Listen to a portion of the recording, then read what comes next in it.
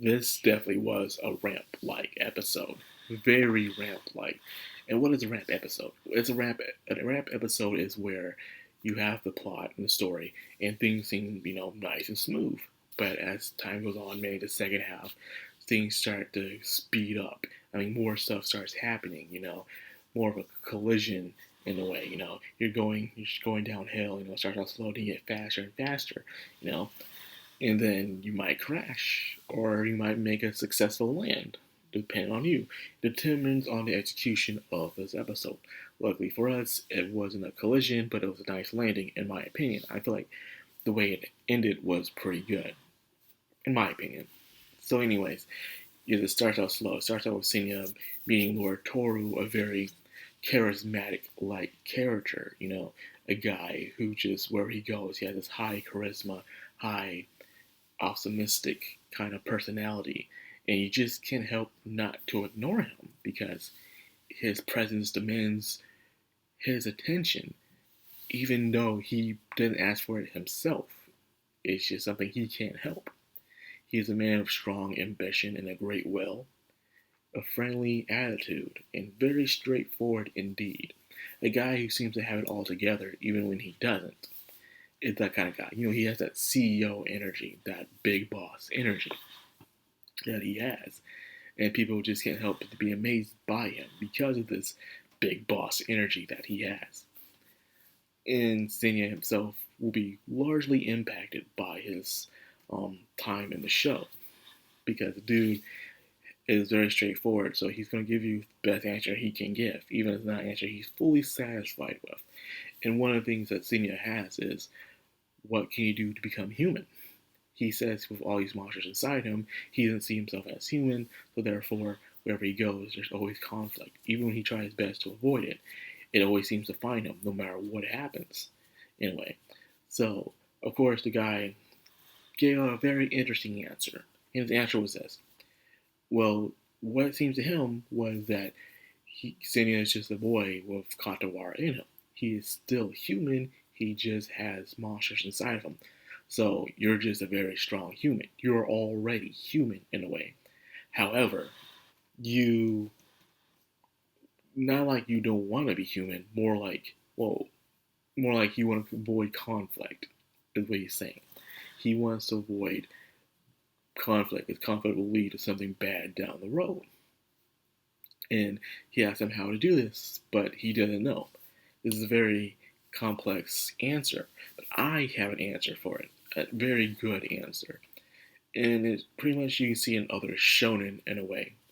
It is where the main character usually becomes so strong and so powerful to the point where he can control the end game. See, when we're born, we all cannot control where we come from, our upbringing and stuff. We have no control over that. However, if we play our cards right, try to do things a certain way, we can gain that strength to control our destiny down the long run. You know, we can control how we end up in the future. Be a good, optimistic person, be a sly, sneaky person, any kind of person you want to be is always up to you in the end of the day. So what Senya wants to do is that maybe he can never avoid conflict. Maybe what he has to do is become so strong to the point where he can end the conflict the way he chooses it to end. He doesn't want this person to die, so he'll just beat him up a while, force them to submit, and there he goes. You see all kinds of ways, with powerful characters such as Gojo, Beerus, Goku, and stuff. When you have a character that's so strong that they're strong enough to decide other people's fate. And he says, I will not let you die today. I will not let the people I'm protecting die today because I am strong enough to do so. That's my best solution for it. I think it's a pretty good solution, for a shonen anime and even a seinen anime, in my opinion. A lot of people wish to become strong, but sometimes they lose their way down the road from becoming strong, in a way. So yeah, like I said, the episode started out like that. We saw another new character called Hanatora, the Land God. She herself will also have a major impact on the characters as well. You can just say this area right here is going to be their homeland. This is a place that they return to when they go on adventures and stuff like that. This is pretty much their home, is what it is. So the characters you see in this episode will be recurring characters they'll grow up with throughout their lives. So yeah, this is their homestay, I would say. And that being said, we get to see those. Damn, sorry. These characters. Now, then we have the thing with Sanya, how he's starting to realize he actually does like Tsukiko in a way. Tsukiko, who wishes to become strong, but yet show that you can be strong and yet also still be beautiful as well. For some reason, in the West right now, we're having this thing where for a woman to be strong, she has to lose all femininity and be completely muscular and manlike. And like, you don't have to, you know.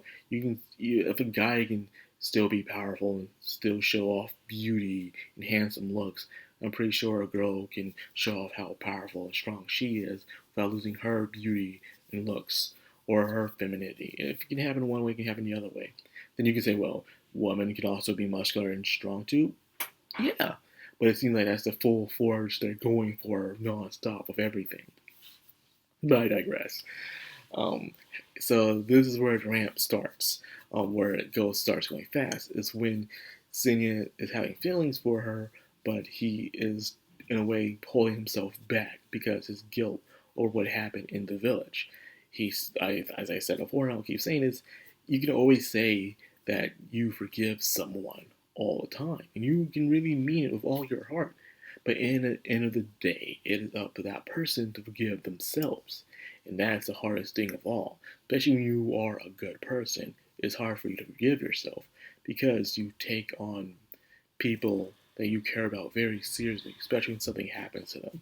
You can never truly move on from that point. That's just how it is.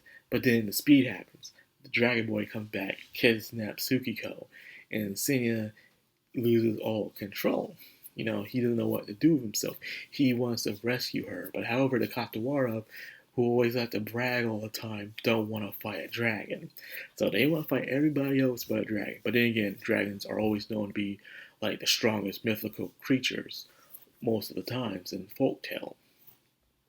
So because of that, of course, the Katawara is saying no. So Senya's like, so I never want to fight with you, but when I do want to fight with you, you don't want to help me at all. Oh, that's hilarious. That's hilarious. So he needs to go through some training.